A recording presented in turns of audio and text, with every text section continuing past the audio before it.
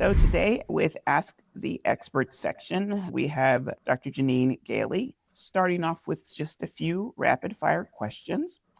What specific training or certification do you have in your area? Yeah, I have a doctorate in sociology. I also have a master's in sociology, and my undergraduate was psychology with a minor in sociology. And what are the biggest challenges you face in your field? I think partly this isn't as much of a problem lately, but in the past, I study fat studies, and that is a pretty critical line of research that is not very mainstream. And so that's been difficult at different points to try to, especially when I first started, a lot of journals didn't want to publish things in fat studies and so forth. Quite a bit has changed since then, but it's still a pretty marginalized area.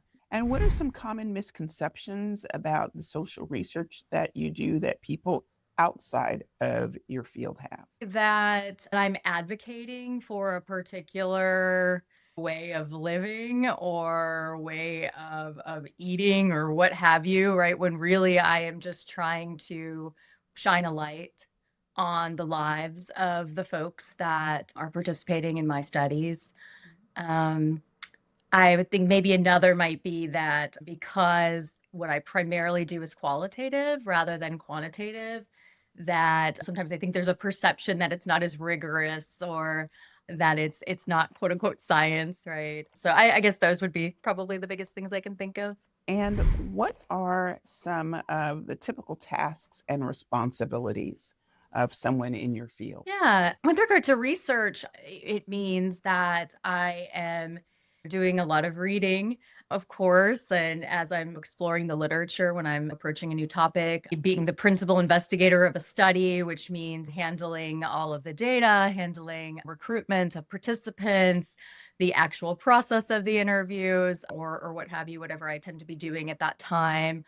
And then in my more day to day, I'm a professor and I teach. I'm a director of a program. And so I handle a lot of the administrative tasks that go along with that. So yeah, it's a combination, which is really nice. I have some time where I can work more individually, and then I have quite a bit of time where I'm working with others, especially students, but other faculty as well. And what would you say are the pros and cons of your career path? Oh, definitely the pros would be autonomy. Just the ability to be able to study what I study, and really teach what I want to teach. That is, I think, a really tremendous privilege.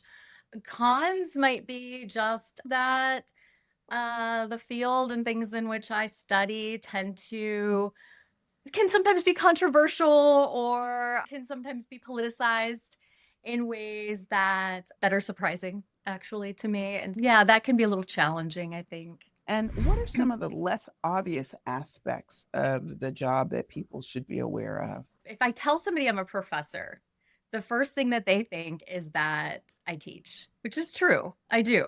But that is only one sliver of what I actually do, right? And my research obligations and even the service obligations to the university are quite substantial. And so I think that that's probably surprising. A lot of my family will say, "Oh, you're not teaching today. So what are you doing? You must be you Yeah. must be gardening, right?" Oh no, I'm working. And how does one transition from a general role to a specific areas of expertise in your field?